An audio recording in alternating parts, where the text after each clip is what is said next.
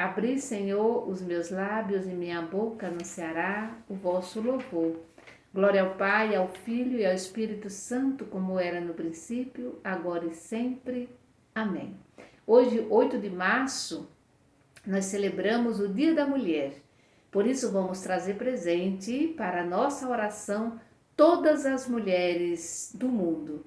E vamos colocar todas no colo de Jesus, no colo de Deus.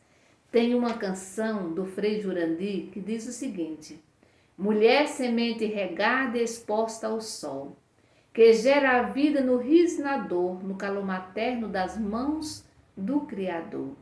Semente que explode em vida, que rompe as barreiras do medo e da dor, e rompe num parto sofrido para responder sim ao eterno amor.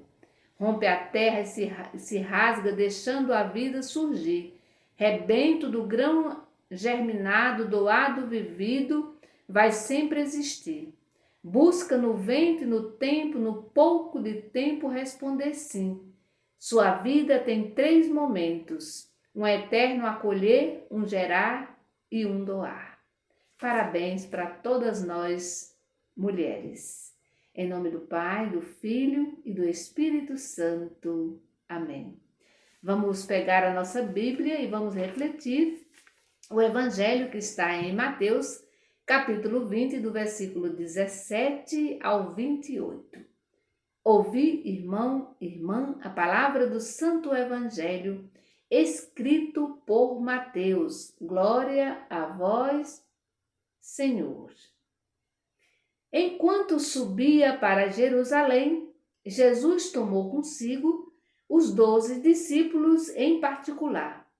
E durante a caminhada disse para eles: eis que estamos subindo para Jerusalém, e o Filho do Homem vai ser entregue ao chefe dos sacerdotes e aos doutores da lei. Eles o condenarão à morte e o entregarão aos pagãos, para zombarem dele, flagelá-lo e crucificá-lo. E ao terceiro dia ele ressuscitará. A mãe dos filhos de Zebedeu aproximou-se de Jesus com seus filhos, ajoelhou-se para pedir alguma coisa. Jesus perguntou: o que você quer? Ela respondeu: promete que meus 2 filhos se sentem, um à tua direita e o outro à tua esquerda, no teu reino. Jesus então disse: vocês não sabem o que estão pedindo. Por acaso vocês podem beber o cálice que eu vou beber? Eles responderam: podemos. Então Jesus disse: vocês vão beber do meu cálice, mas não depende de mim conceder o lugar à minha direita ou à esquerda. É o meu Pai quem dará esses lugares para os quais ele mesmo preparou. Quando os outros 10 discípulos ouviram isso, ficaram com raiva dos 2 irmãos. Mas Jesus chamou-os e disse: vocês sabem, os governadores das nações têm poder sobre elas e os grandes têm autoridade sobre elas. Entre vocês não deverá ser assim. Quem de vocês quer ser grande deve tornar-se o servidor de vocês.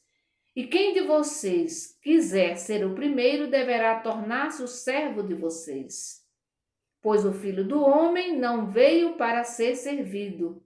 Ele veio para servir e para dar a sua vida como resgate em favor de muitos. Palavra da salvação, glória a vós, Senhor. Muito bem. O Evangelho começa falando de Jesus subindo para Jerusalém. Jesus vai subindo para Jerusalém e ele vai com os seus discípulos, com os 12 discípulos. E aqui é interessante a gente observar que Jesus está falando da sua morte, do seu sofrimento, né? Jesus está falando da sua paixão. Né? Jesus está falando da sua paixão. Mas é interessante a gente observar que parece que os discípulos não estão muito preocupados com isso. Eles não estão ouvindo direito. Porque eles têm outras preocupações. Eles estão preocupados com as suas ambições pessoais. E aqui aparece a mãe, a mulher, hoje é dia da mulher, né? E aqui aparece a mãe, e a mãe vai pedir para Jesus. Ela se ajoelha e ela vai fazer um pedido para Jesus. Ela vai pedir para que Jesus prometa dar os dois lugares, colocar os seus filhos, um à direita dele e o outro à esquerda, no seu reino. E aí Jesus vai dizer assim, ó, vocês não sabem o que estão pedindo.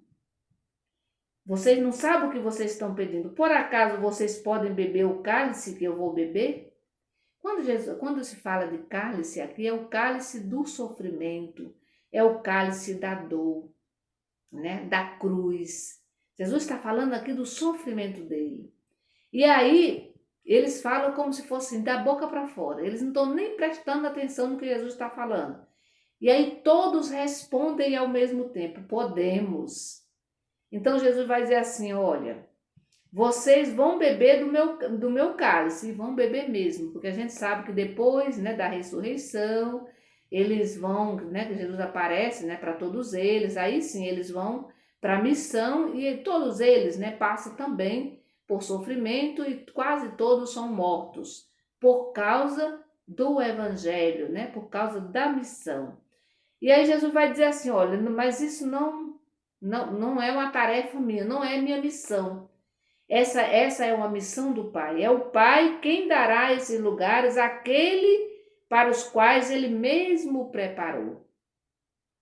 E aí é bom a gente observar que os filhos, né? A mãe vai pedir para os dois, né? Para os dois filhos dela. Só que os outros 10 discípulos ficaram com raiva. Porque isso significa dizer que eles também estavam de olho nos lugares, né? Eles também queriam os lugares de honra, né? Queriam ficar um ao lado de Jesus, do lado direito. Eles queriam também ocupar esses espaços, na verdade, né? Eles queriam ocupar esses espaços, né? E esses lugares de honra que não cabia, como diz Jesus, não sou eu que tenho que fazer isso, mas é o Pai. A minha missão aqui é orientar vocês para que preguem a minha boa nova, né? É essa a minha missão. E aí Jesus, no final, é interessante, Jesus vai dizer assim, olha, quem de vocês quiser ser o primeiro, deverá se tornar o servo, ou seja, aquele que serve. Deve seguir o mestre. Porque Jesus vai dizer assim, olha, eu não vim para ser servido, mas eu vim para servir. Eu vim para resgatar a vida de muitas pessoas. Eu vim para cuidar da vida.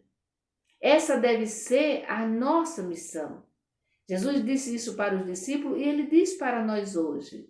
A nossa missão deve ser cuidar da vida. E cuidar da vida, sobretudo das vidas ameaçadas. Das vidas dos excluídos, das pessoas pobres, dos que estão hoje precisando de médico, de um exame que não tem. Estão na fila dos hospitais esperando por uma vaga para ser operado. E, no entanto, isso não acontece. Então, essa deve ser a nossa missão, resgatar vida, resgatar a vida. É interessante que os filhos, a mãe pediu, né, para os dois filhos, o Tiago e o João, eles pediram favores, né? Eles pediram favores. E hoje, qual é o teor da nossa oração? O que a gente pede a Deus na nossa oração?